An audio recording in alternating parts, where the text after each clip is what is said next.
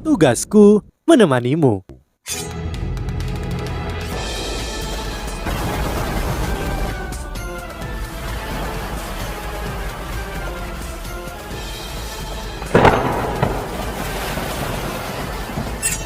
Hai sahabat Pasuk, kembali lagi bersama alur cerita versi novel Solen 2 Sekte Tang yang tak tertandingi. Jangan lupa like, subscribe, dan nyalakan tanda lonceng. Mari kita lanjutkan. Ayo pergi, kita harus bergegas. Hampir semua individu yang kuat terkonsentrasi di sana, dan sepertinya Kekaisaran Ryu dipersiapkan untuk penyergapan di Istana Kekaisaran. Jika aku tidak salah, para instruksiwa kelas 9 yang biasanya ditempatkan di sini telah ditarik ke sana. Kita memiliki sekitar 1 jam untuk mencari tahu berapa banyak keuntungan yang dapat kita ambil dari peluang ini. Baik, Wang Dong'er setuju, dan dia berjalan ke garis depan dengan kekuatan spiritual Yu Hao membimbingnya. 4 lainnya mengikuti di belakang. Wang Qi'er berjalan tepat di belakang Wang Dong'er, dan dia menatap Yu Hao. Cahaya-cahaya aneh berkedip-kedip berulang-ulang di matanya. Orang ini memang semakin kuat. Tempat mereka berada adalah tempat yang sama dengan tempat Chen An bertemu seseorang secara rahasia di hari itu, dan tempat yang sama yang ditemukan oleh Yu Hao secara diam-diam. Mereka mengikuti sepanjang jalan kecil di samping Akademi Teknik Kekaisaran Ryu, dan mereka mengandalkan imitasi untuk melewati para prajurit yang terjaga di luar. Mereka dengan cepat tiba di luar halaman yang sama di mana Chen An diam-diam bertemu dengan seseorang saat itu. Itu, di sini, Yu Hao memberitahu mereka. Dia meningkatkan area efek deteksi spiritual pada saat yang sama dan mencakup seluruh halaman. Situasinya persis seperti yang dia prediksi. Satu-satunya orang yang tersisa adalah pria parubaya yang bertemu dengan Chen An hari itu, dan nama keluarganya adalah Li. Pada saat ini, dia hanya berdiri di dalam halaman. Ekspresi tenang di wajahnya, namun kecemasan melintas di matanya dari waktu ke waktu, seolah-olah dia sedang menunggu sesuatu. Pria parubaya itu tidak menunggu uang, karena Chen An telah memberinya sisa pembayaran begitu barang telah dikirimkan. Dia sedang menunggu kabar bahwa kesepakatan itu berhasil. Dia menjual logam langka secara pribadi tanpa sepengetahuan atasannya, dan dia tahu bahwa hidupnya akan berakhir jika dia ditemukan. Dia harus berhati-hati. Ada kotak logam hitam di tangannya, dan dia melirik layar kristal di permukaan kotak logam itu lagi dan lagi.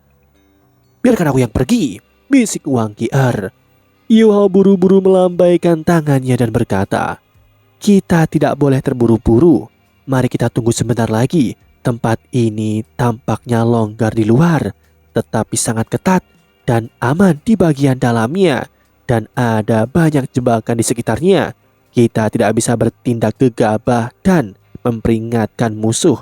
Dia sedang menunggu berita, dan kita akan bergerak ketika dia mendapatkannya. Dengan cara ini, orang yang ditemukannya tidak akan curiga bahwa ada sesuatu yang tidak benar, dan kita dapat menghindari kecelakaan yang tidak perlu." Ketenangan Yu Hao mempengaruhi semua orang di sekitarnya, dan Wang Qi'er tidak mengatakan apa-apa lagi. Ledakan dalam yang datang dari langit yang jauh menyerupai guntur berguling menjadi semakin keras. Warna hijau tua, hitam, dan kuning secara bergantian menyala di langit. Mereka bertempur tinggi di langit, tetapi semua orang masih bisa merasakan betapa epik dan hebatnya pertempuran itu, meskipun mereka berada sangatlah jauh. Ekspresi kasihan dan penyesalan melintas di mata Yu Hao. Dia benar-benar akan senang menyaksikan bentrok ini di antara individu-individu paling kuat generasi ini, jika dia tidak memiliki banyak hal yang perlu dan sangat penting untuk dilakukan. Pria parubaya itu secara alami juga bisa mendengar dentuman hebat di kejauhan, dan dia melirik ke langit dari waktu ke waktu ketika ketakutan samar mengalir dari matanya. Dia adalah seorang ekster jiwa dan itu berarti pada dasarnya dia juga seorang master jiwa. Tetapi ini adalah pertama kalinya dia mendengar sesuatu yang menakutkan seperti ini. Selain itu, dia tidak tahu apa yang sedang terjadi. Dan itu terjadi ketika ada sesuatu yang lain di pikirannya. Dia terus-menerus melirik layarnya lebih dari sebelumnya. Tepat pada saat ini bayangan naik ke langit dari halaman lain. Suara tua dan keras berkata, "Li Chong, jaga halaman. Kami akan menuju ke istana kekaisaran untuk melihat apa yang sedang terjadi." 8 bayangan melonjak ke udara dan berubah menjadi cahaya yang mengalir saat mereka melesat ke arah ledakan besar yang bergema di Cakrawala dan istana kerajaan di bawahnya. Semua orang memandang bayangan itu menghilang di balik Cakrawala. Wang Dong'er, Wang Qi'er, Qi Chuochen, Jing Xian dan Xiao Xiao melirik Yu Hao dengan sedikit kekaguman di mata mereka. Mereka hanya menunggu sebentar, tetapi ini telah sangat mengurangi bahaya yang semula bisa mereka hadapi. Yu Hao tersenyum meskipun dia tidak mengakui bahwa ramalannya benar. "Kita beruntung, kalian bisa pergi." Qi'er, kuncinya diikatkan di pinggang Li Chong. Kamar di belakangnya dan di sebelah kirinya kosong. Bawa dia ke sana.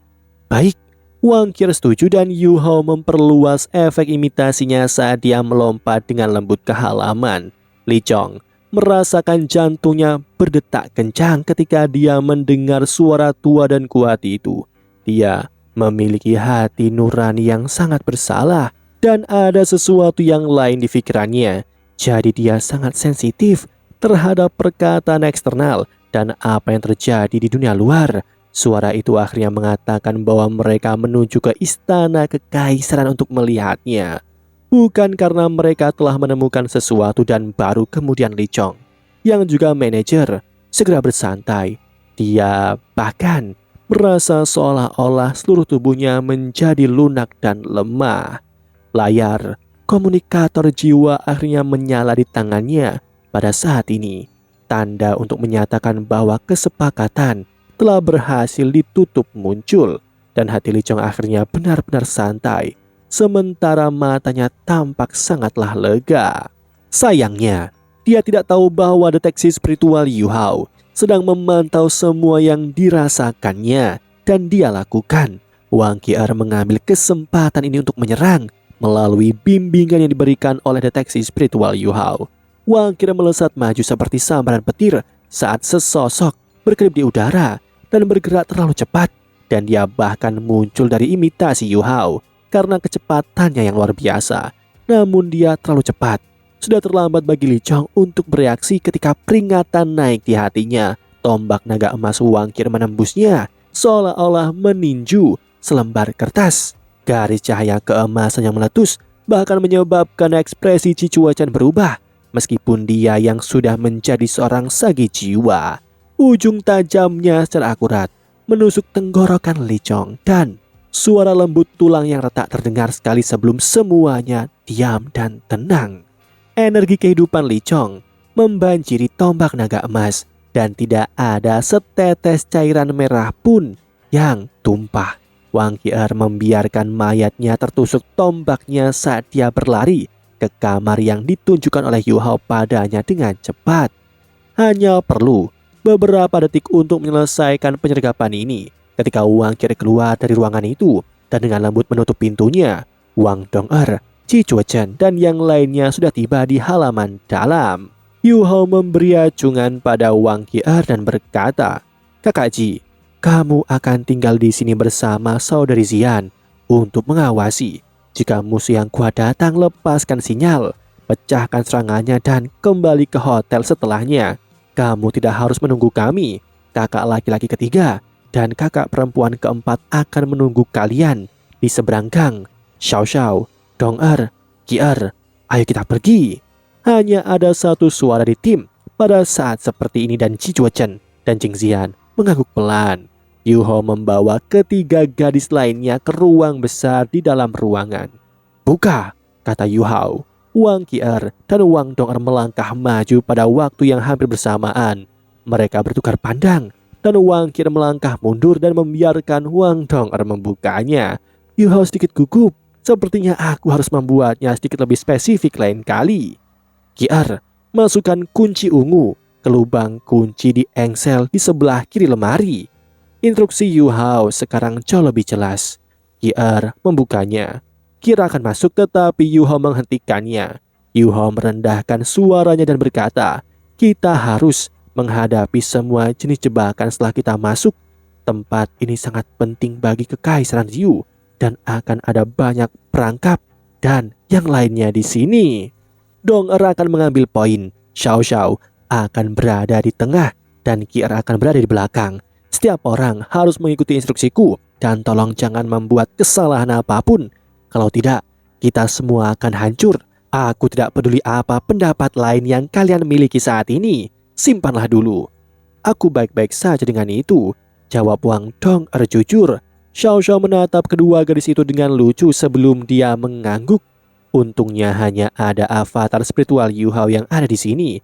Jadi dia tidak akan tersipu bahkan ketika Xiao Xiao menatapnya dengan tatapan aneh. Wang Qi'er menarik nafas dalam-dalam dan berkata, oke, kami akan mendengarkanmu. Ayo pergi, Dong'er lebih dulu. Yu Hao tidak buang-buang waktu lagi dan segera memberikan perintahnya. Wang Dong'er melompat dengan lembut dan gesit memasuki pintu masuk. Dia tidak mengeluarkan suara dan Xiao Xiao serta Wang Qi'er mengikuti di belakangnya. Mereka melesat maju sekitar 10 meter sebelum menemukan 3 pintu. Setiap pintu memiliki kunci dengan angka dari 0 hingga 9 dan juga lubang kunci. Jika Yu Hao tidak menggunakan kekuatan spiritualnya untuk mengikuti Li Chong ke tempat ini, tidak ada yang bisa dia lakukan untuk melawan mekanisme seperti ini. Tidak peduli seberapa jeniusnya dia. Pintu-pintu ini adalah pelindung kedua tempat ini. Tepat ketika mereka tiba di depan pintu ini, gelombang suara berderak tiba-tiba terdengar dan lubang-lubang kecil muncul di dinding di sekitar mereka. Barel demi barel meriam logam jiwa menonjol keluar dari lubang, mengunci setiap sudut. Wang Qi'er akan bereaksi secara naluriah, tetapi Yu Hao menggeram padanya untuk berhenti. Jangan bergerak. Yu Hao menurunkan suaranya dan berkata, jika kita menemukan pintu yang tepat dan jika kode aksesnya benar, hal-hal ini tidak akan menyerang kita. Qi'er pergi ke pintu sebelah kiri. Kode tersebut adalah 376456169. Yu Hao melanjutkan dengan mengutip kode sandi 16 digit. Wang Qi'er memasukkan kode sandi di pintu paling kiri. Masukkan kunci kuning dan putar searah jarum jam 2,5 putaran. Wang Dong'er juga mengikuti instruksinya. Pintu itu memantul setelah 3 dentang dan meriam-meriam jiwa yang menyembul keluar dengan cepat menghilang. Pintu itu memantul terbuka, seolah-olah melepaskan tekanan. Sungguh suatu alat jiwa yang terampil dan halus. Xiao Xiao bergumam kagum. Rintangan ini akan sangat sulit untuk dilewati jika kita belum mengetahuinya sebelumnya. Yu Hao tersenyum dan berkata, ini bukan masalah besar. Hal-hal yang menunggu kita sesudahnya bahkan lebih menakutkan. Pada akhirnya penghalang seperti ini hanya bisa digunakan untuk melawan seorang Mas Roh yang bukan kaisar jiwa. Dan individu kuat yang sebenarnya bisa menerobos dengan kekuatan kasar. Kalian telah melihat bagaimana jebakan ini. Jadi kita harus lebih berhati-hati ketika kita ke dalam. Ayo pergi. Wang Dong'er mengangguk dan masih di depan saat dia memasuki pintu. Ketiga gadis itu terkejut menemukan tidak ada jalan menuju kemanapun kecuali kembali ke tempat asalnya. Yu Hao berkata kepada Wang Qi'er, Qi'er, ada 3 batu bata kuning persegi panjang di dinding di sebelah kirimu. Kamu harus mengetuknya. Ketuk 3 kali pada yang pertama, 5 kali pada yang kedua, dan sekali pada yang ketiga. Wang Qi'er sangat cepat dan menyelesaikan pekerjaan dalam sekejap mata. Kamar yang disegel tiba-tiba bergetar, dan pintu yang baru saja mereka masuki perlahan-lahan tertutup. Lingkaran kuning redup menyala di langit-langit. Seluruh ruangan yang tertutup rapat mulai bergetar, dan semua orang tiba-tiba merasakan mereka jatuh. Ini kita akan turun. Wang Dong'er menoleh ke Yu Hao. Yu Hao mengangguk dan berkata, Pertahanan tempat ini jauh lebih kuat daripada yang ada di dalam aula kebajikan termasyur. Kita berjalan beberapa ratus meter ke bawah tanah dan semua jenis alat jiwa otomatis didirikan beberapa ribu meter persegi di sekitar kita. Jika kita tidak menggunakan lift yang sangat besar ini, bahkan peluru meriam jiwa stasioner kelas 9 tidak dapat menembus pertahanannya. Mereka turun selama 20 detik.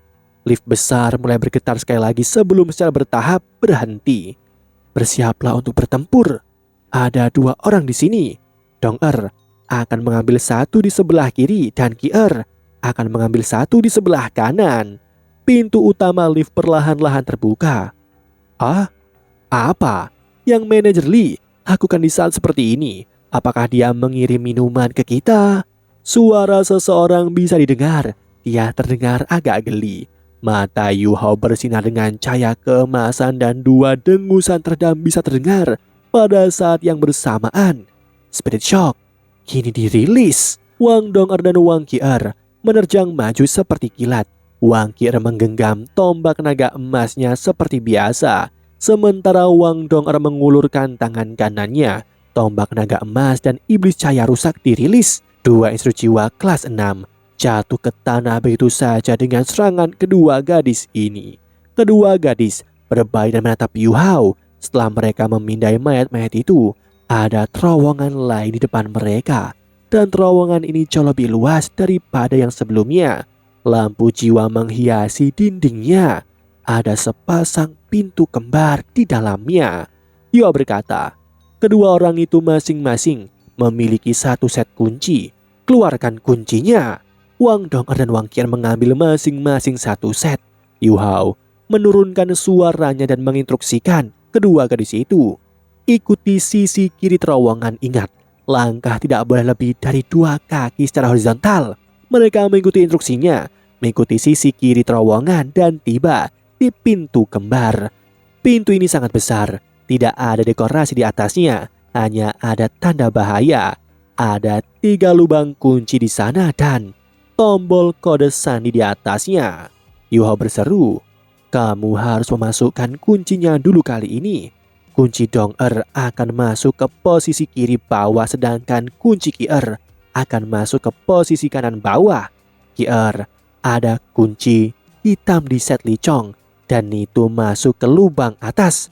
Ketiga kunci harus disatukan sebelum dimasukkan. Ketiga gadis itu semakin tercengang dan semakin bingung ketika mereka masuk lebih dalam.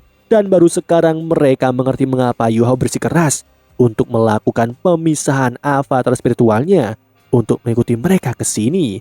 Setiap detail sangat penting di tempat ini dan tidak boleh ada satu kesalahan pun yang bisa dibuat.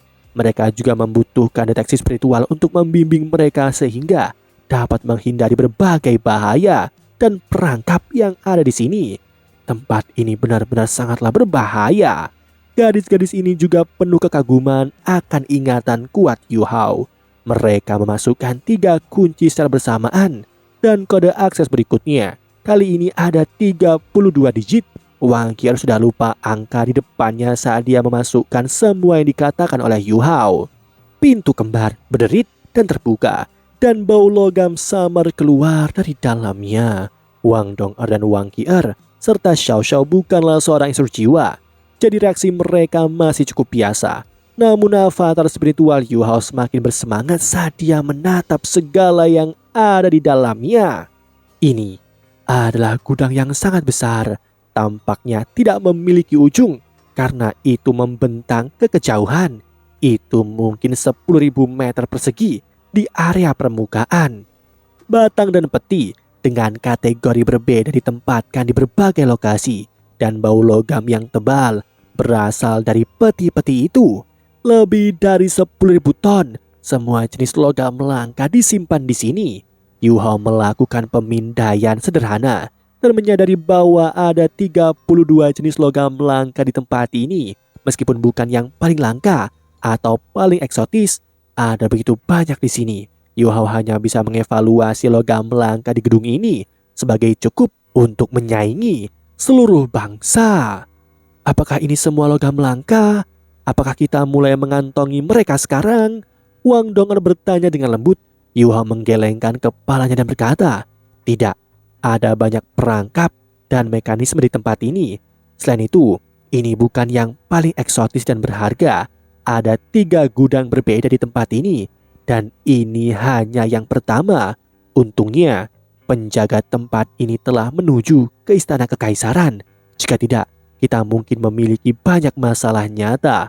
Karena setidaknya mereka adalah seorang sakit jiwa, Li Chong hanya bisa memasuki gudang sampai tingkat kedua. Ayo kita pergi ke tempat kedua. Ada banyak logam langka yang lebih berharga dan penting di sana." Demikianlah kisah untuk kali ini. Sahabat Pasuk, jangan sedih, jangan bimbang, apalagi galau. Karena aku kan selalu menemanimu.